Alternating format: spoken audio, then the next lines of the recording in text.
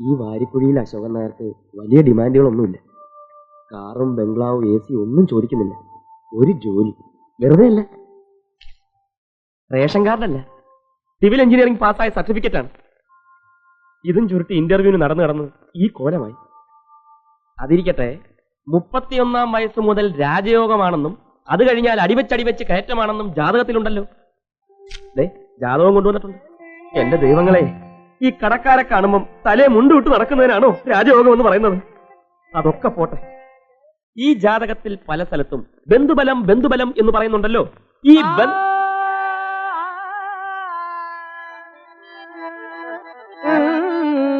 നീലചന്ദ്ര രീം രീം ജൂം സന്നാന, നീലചന്ദ്ര രീം രീം ജൂം സന്നാന, നീലചന്ദ്ര രീം രീം ജൂം സന്നാന. ദോഷം പറയരുതല്ലോ ഭഗവാനെ. ജാതകത്തിൽ പറഞ്ഞതുപോലെ തന്നെ നല്ല ഒന്നാം തരം ബന്ധുബലം.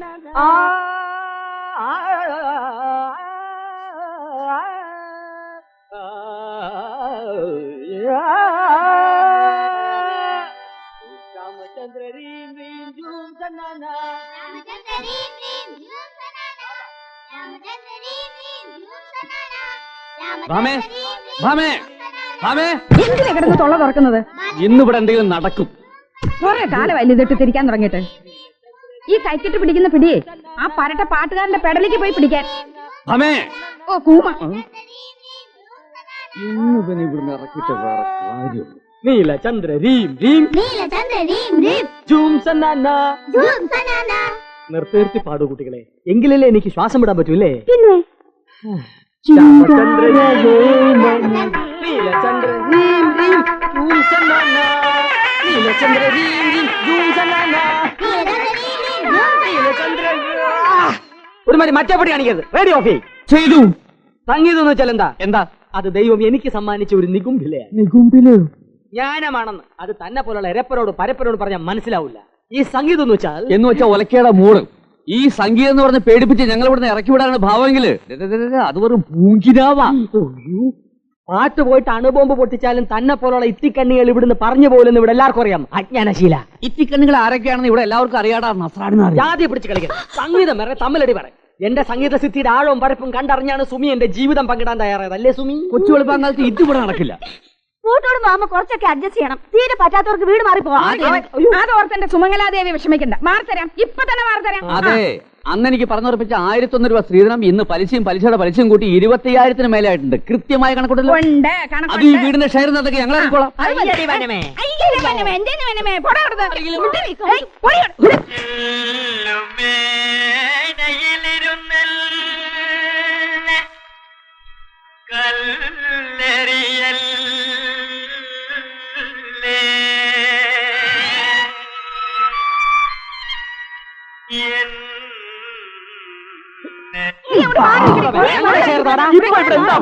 ഇപ്പോഴല്ല, ഇവിടെ കുറച്ചു നാളായിട്ട് എന്താ പ്രശ്നം അല്ലാത്തത്? നിങ്ങൾ എന്ത് ഭാവിച്ചാ ഇങ്ങനെ? എനിക്ക് മനസ്സിലാവാനായിട്ട് ചോദിക്കുക. ഞാനും ഇത് ചോദിക്കാൻ തുടങ്ങിയിട്ട് കുറച്ചേറെ കാലമായി. ഞാനൊരു കാര്യം പറഞ്ഞേക്കാം. ഒന്നല്ല രണ്ടായിട്ട് പറയും.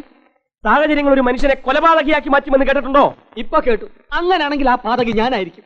ലാളിച്ച് ഓമനിച്ച് വളർത്തിയ മാതാപിതാക്കളെ മറന്ന് സ്വന്തം ജാതിയും മതവും മറന്ന് ഞാനൊരു മിശ്രവാദിച്ച് തയ്യാറായത് എന്തിനാണെന്നാണ് നിങ്ങൾ എഴുതിയിരിക്കുന്നത്? കാശ് മുടക്കില്ലാതെ 4 നേരം മൂക്കുമുട്ട ഞാൻ 6 നേരം ഞണ്ണുന്നുണ്ടല്ലോ. ഭാര്യ വീട്ടിൽ ഒന്ന് അട്ടിപ്പേറ് കിടന്നിട്ട് പറയുന്നതോ കൊമ്പത്ത പുള്ളിയാണെന്ന്. അലമ്പലമ്പ് കേസ്. ഭാര്യ വീട്ടിൽ തന്നെ നീയും പൊറുക്കുന്നത്. ആദ്യം നിങ്ങൾ പോ, പിന്നെ ഞങ്ങൾ പോ. സുമി, അത് വേണ്ട, നിങ്ങൾ ആരും പോകില്ലെന്ന് എനിക്കറിയാം. ഒരു കാര്യം ഞാൻ പറഞ്ഞേക്കാം. മര്യാദക്ക് അടങ്ങി ഒതുങ്ങി ഇവിടെ കഴിഞ്ഞില്ലേ എല്ലാത്തിനും ഞാൻ പിടിച്ചു പുറത്താക്കും. അളിയൻ പറ, ഞാനൊരു സംഗീതോപാസകനായതാണോ തെറ്റ്? എന്റെ ഈ സംഗീതം ഈ കുരുന്നു മനസ്സുകളിലേക്ക് പകർന്നു കൊടുക്കുന്നതാണോ ഞാൻ ചെയ്യുന്ന തെറ്റ്? നിർത്തി. ആദ്യം ഈ കുരുന്നു മനസ്സുകളൊക്കെ വെളിപ്പോ. അളിയ, ഞാൻ എന്ത് തെറ്റാ ചെയ്തത്?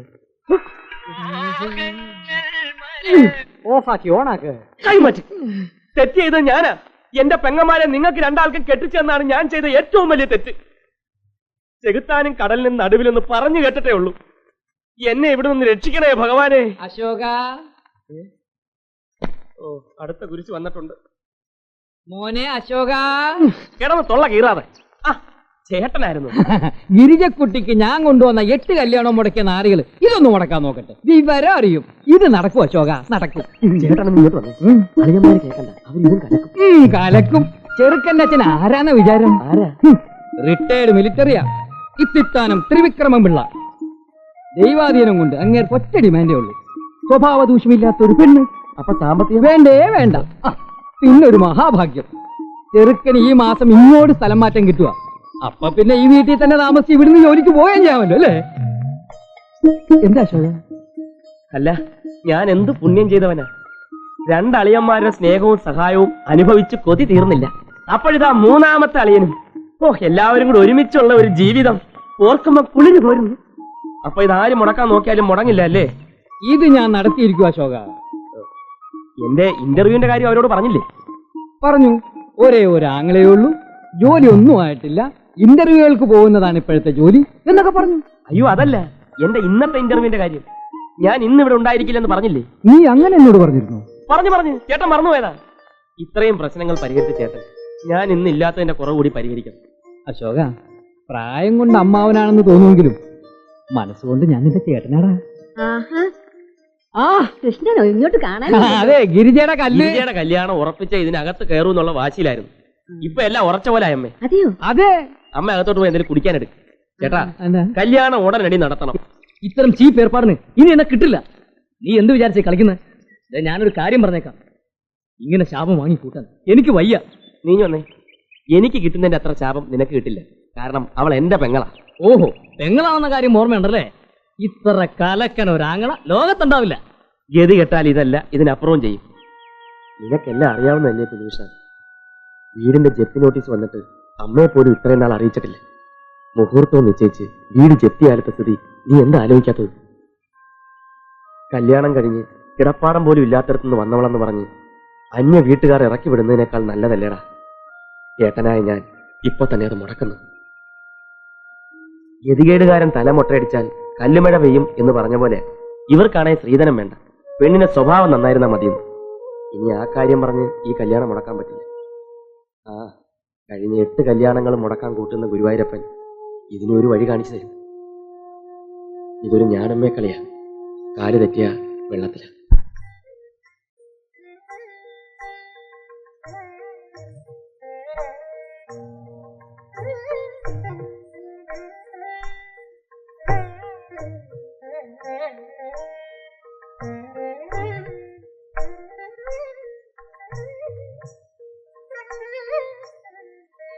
ഹലോ, നമസ്കാരം.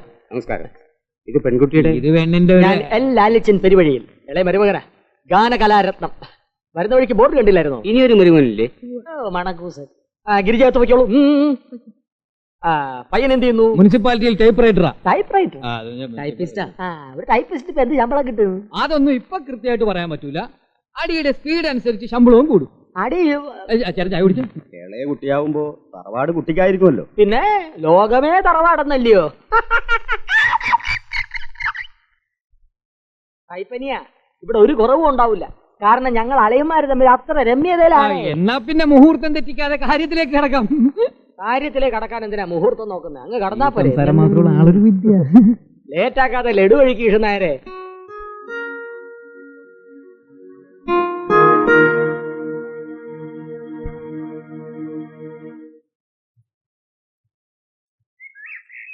എന്നാ വരട്ടെ. അപ്പോ കൃഷ്ണനേരെ പറഞ്ഞ പോലെ. ശരി. ഭഗവാന്റെ കൃപ കൊണ്ട് ഗിരിജക്കുട്ടി അവർക്ക് പിടിച്ചു. ഓണത്തിന് മുമ്പ് കല്യാണം നടത്തണമെന്നാ അവര് പറയുന്നത്. ഭഗവാൻ ഗുരുവായൂരപ്പ.